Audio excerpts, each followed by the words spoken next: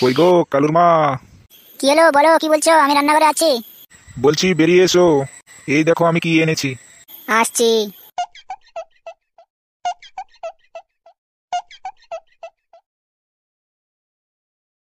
কি হয়েছে? বাড়িতে এসে এত চেঁচামেচি করছো? মাংমারানি মাগি দেখতে পাচ্ছি না, একটা ইলিশ মাছ নিয়ে এসেছি। এই নাও, ইলিশ মাছটা সর্ষে বাটা দিয়ে ভালো করে রান্না করবা। বাহ, মরুন কত ইলিশ মাছ নিয়ে এসেছে খাওয়ার জন্য। সর্ষে বাটা দিয়ে রান্না করে খাওয়াতে হবে? আমার কাজ নাই ওকে সর্ষে বাটা করে রান্না করে খাওয়াই। নে ধর, তাড়াতাড়ি ধর, আমার কাজ আছে। ভালো করে যদি রান্না না হয়েছে না, তোর চুলের মুখে আমি ছিঁড়ে ফেলবো। কই দাও দেখি কি মাছ। এটা তো পুঁটি পুঁটি মাছ লাগছে।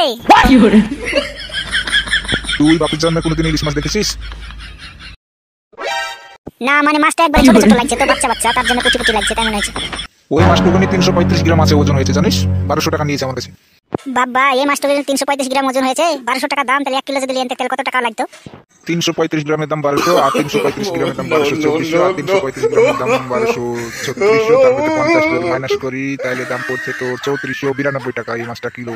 ও বাবা গো, 3492 টাকা কিলো 1 কেজি ইলিশ মাছের দাম। তাহলে খাবো কি করে আমরা, ছোট মানুষ, গরিব মানুষ?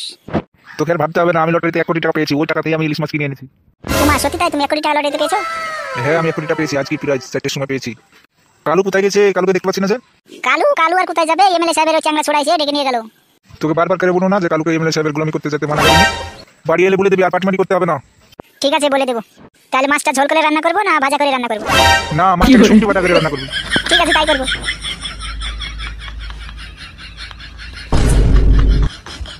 এইসব মাগিদের জ্বালা সহ্য করতে পারবে না রে।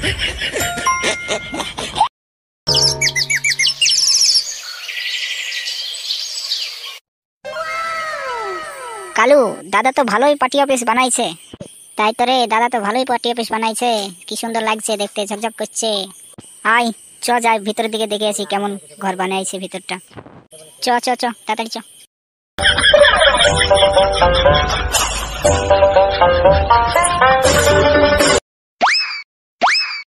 এবার কিন্তু ভোটে আমাকে জিতাতেই হবে, এবার যেন আমি প্রধানমন্ত্রী সিটটা যেন পাই। স্যার অত চিন্তা করছেন কেন? সব ভোট আমাদের, বিজেপির যত ভোট আছে সব আমাদের। এবার ভোটের 542টা সিটের মধ্যে যেন আমার 400টা যেন থাকে সিট।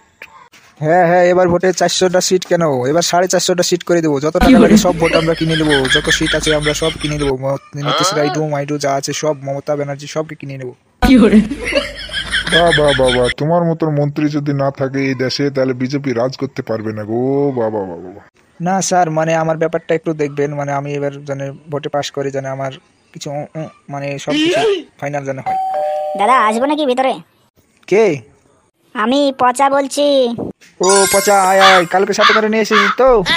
হ্যাঁ স্যার, কালুকে নিয়ে এসেছি, কালু আমার সাথে আছে। বাড়ি কেন দাঁড়িয়ে, ভিতরে আয় ভিতরে আয়। আসছি স্যার। বলুন স্যার, কিসের জন্য ডেকেছেন আমাকে? না মানে তোকে ডেকেছি এবারকার ভোটে সব রাত্রে তোকে খাটাখাটি করতে হবে, তার জন্য তোকে ডেকেছি। এবার তোকে ভোটে সব মাল্য দিয়ে দেবো, তোকে 2 লাখ টাকা দিচ্ছি, তুই নিয়ে যা, যে সব গ্রামগঞ্জে সব ভোট বিজেপিকে দিতে বলগা। ঠিক আছে স্যার। এই নে পুরো 2 লাখ টাকা আছে, সব নিয়ে যা। 10,000 5,000 20,000 করে দিয়ে সব ভোট কিনে লেগা।